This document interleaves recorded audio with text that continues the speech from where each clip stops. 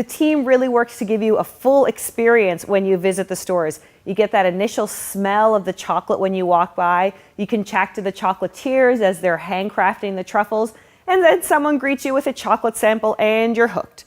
And they reeled me in a little bit more by letting me in on the action. Christmas is about to get real.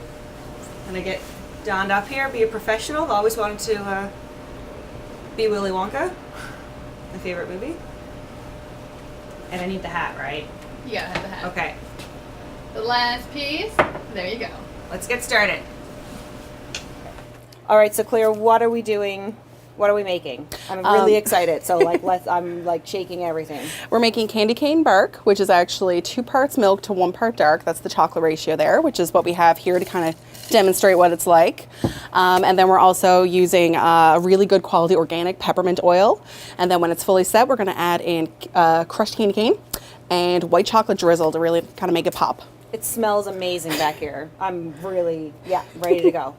All right, so the first thing you need to do is get your chocolate in temper, which means you need to get it to the right temperature and consistency, which can be very tricky, very dependent on heat, humidity, luck some days.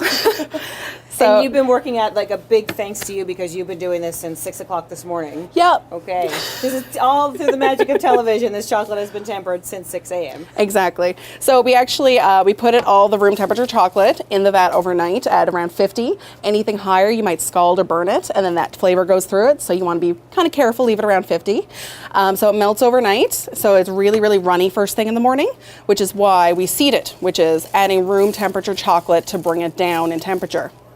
And you've got a stirring technique we were just chatting about there too, to keep it consistent, like it's not lumpy, there's not a lot of air bubbles. Exactly. So these vats kind of work like a slow cooker. So you're going to get a really nice even temperature from the bottom all along the sides. We have a little dial here, and you have to kind of keep it around 30 degrees for milk. It does vary for dark and white as well. So each type of chocolate has its own varied temperature. So you have to be really, really careful about it.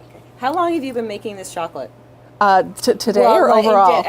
For your job, for your career, how long I started with Newfoundland Chocolate Company in late 2011.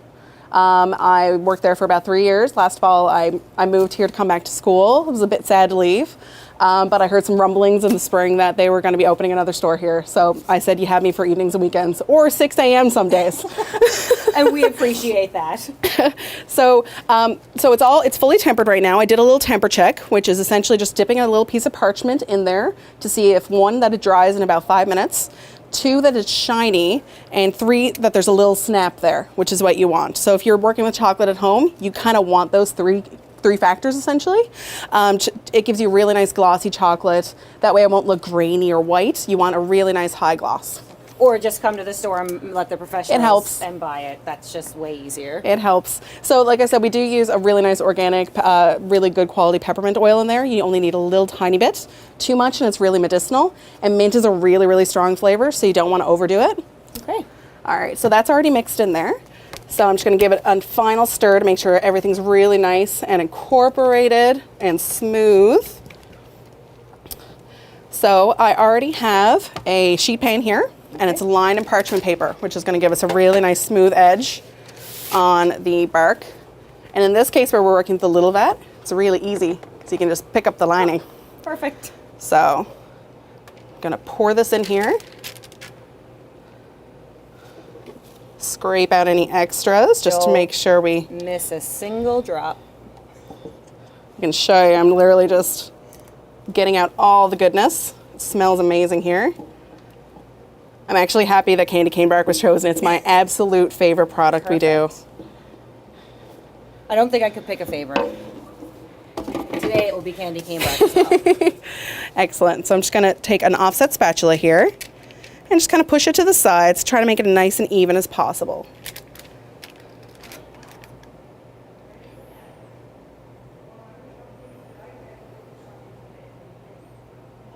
Good. Okay, so once you have it nicely spread out, what you want to do is you want to tap it, because the last thing you want is air bubbles. Right. So we're going to, seeing as it's very full, we're going to be really careful with it. We're going to tap it down. If you're doing this at home, you can also use kind of like a rubber baking sheet under there. It'll kind of help soften the sound a little bit.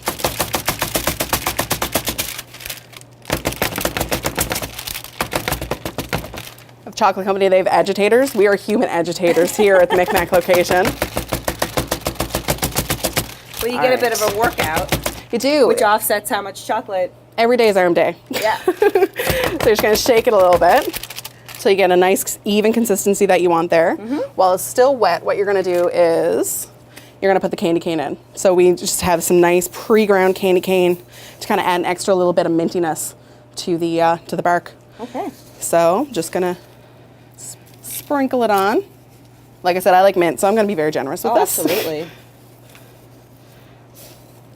And it adds a really nice crunch, so it adds to the texture of it as well, which is really what you want. Well, yeah, because you want to have the different elements. So, like, say the snap and the shine, it's all the experience. Exactly.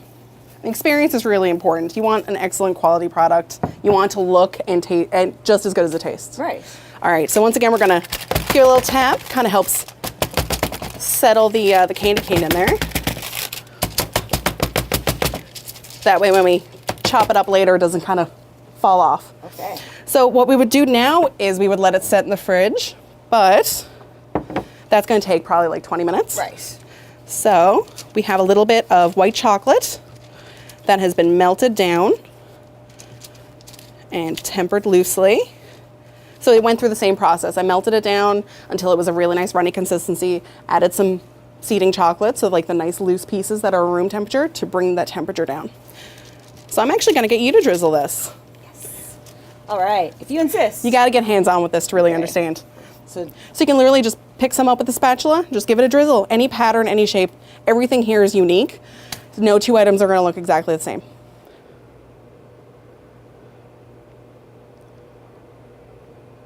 I could definitely do this all day long. Okay. I feel good about this. So we're just gonna put this to the side. And ideally what you do now is you put it into the fridge until it sets. I'm gonna just scooch behind you if you don't mind. And I can actually show you what a finished sheet looks like. In through the magic of television. So this is what it looks like when it's completed. Wow. So you can see those chunks of candy cane are really embedded and really deep into the chocolate, which is why you really need to give it a good tap. And this is actually one of our chocolatiers. Amy did this, so she was a little lighter on the drizzle. She was. But like I said, no two items here are ever alike. So it really kind of gives you a nice, unique product. And then in the Newfoundland store, what they do now is they have a small template, so they get really nice, even, square pieces. And then they're packaged up in 250 grams.